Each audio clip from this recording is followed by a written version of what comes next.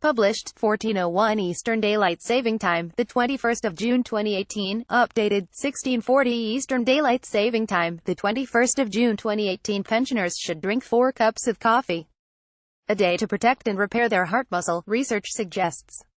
Levels of caffeine, equivalent to drinking 4 cups of coffee, could help to protect healthy blood vessels and repair the heart after a heart attack, a study claims. The stimulant boosts a protein known to be important in regenerating heart cells, and which could also protect them from damage.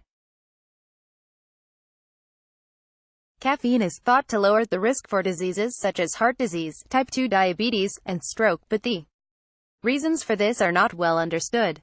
German researchers now think caffeine may make cells which line the arteries and veins healthier, improving their ability to resist or recover from damage. The scientists say their findings should lead to better strategies for protecting heart muscle, and another expert called the results very interesting. They suggest caffeine could particularly benefit elderly people whose hearts may be naturally weaker and more at risk of damage. Researchers say consuming the equivalent amount of caffeine as 4 cups of coffee could improve the strength of heart and blood vessel cells in the elderly. Research by Heinrich Heine University and the IUF Leibniz Research Institute for Environmental Medicine in Düsseldorf, Germany, discovered the health-boosting effects of caffeine on heart cells. They found the drug, which is also found in tea and soft drinks like Coca-Cola, improves the function of cells lining the heart and blood vessels. It does this by encouraging the movement of a vital protein called P27 into the cells. An assistant chemistry professor from the University of Oregon, Dr. Christopher Hendon, aka Dr. Coffee, used science to find out how to make the perfect cup of coffee every time. 1. Use hard water. He found that hardness of water is related to better taste. The harder the water, the stronger the taste. Hard water is created by the presence of magnesium and calcium. These impurities help caffeine adhere better, which improves the taste and quality of the drink. Point 2. Store the coffee beans in the fridge. The research also revealed that the storage of coffee beans was very important for taste. Fresh beans stored in the fridge came out on top here because freshly roasted coffee contains carbon dioxide that easily evaporates. As this evaporates, so does most of the flavor. Point 3. Choose your grinder carefully. The type of grinder used is also important, as if the beans are ground up too finely they can clump together, detracting from the flavor. A powder is desirable as it increases surface area, which in theory creates more flavor. This is a fine balance, however, as ground too fine the coffee will become clumpy, detracting from the overall experience. Point 4. Mix the coffee and the water evenly. The final key to a good cup of coffee is the way the hot water mixes with the coffee. This process should be consistent and steady for maximum taste.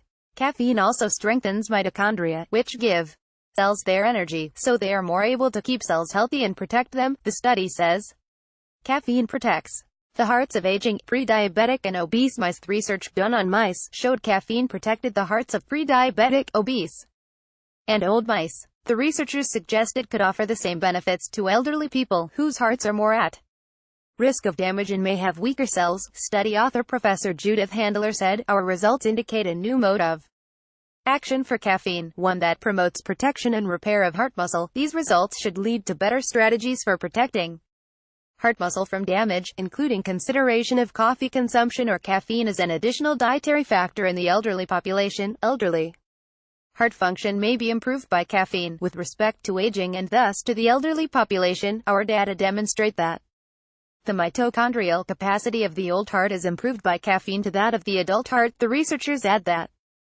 improving the heart's function among elderly people is key to helping them to live longer, healthier lives.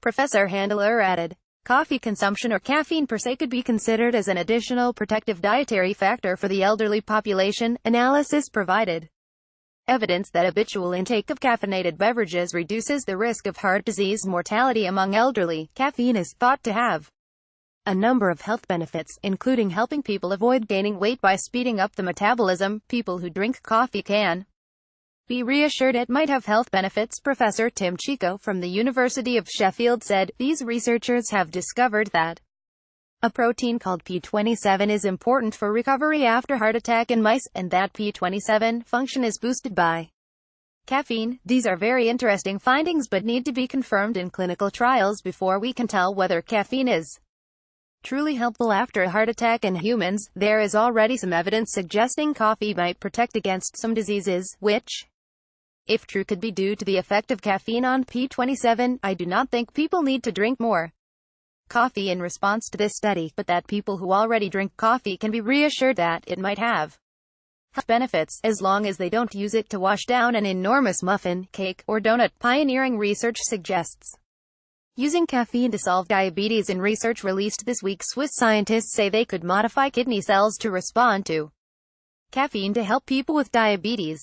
In people whose pancreases do not produce insulin properly, the researchers said they could edit kidney cells to make insulin, and they could be triggered or controlled by caffeine. This would mean that just adding a cup of caffeinated tea or coffee, the latter of which, incidentally, may even have protective effects against type 2 diabetes, could trigger insulin production and cut the injection out of the equation. If their experiment works, a simple sip of coffee could trigger insulin production and eliminate the need to inject the hormone once and for all.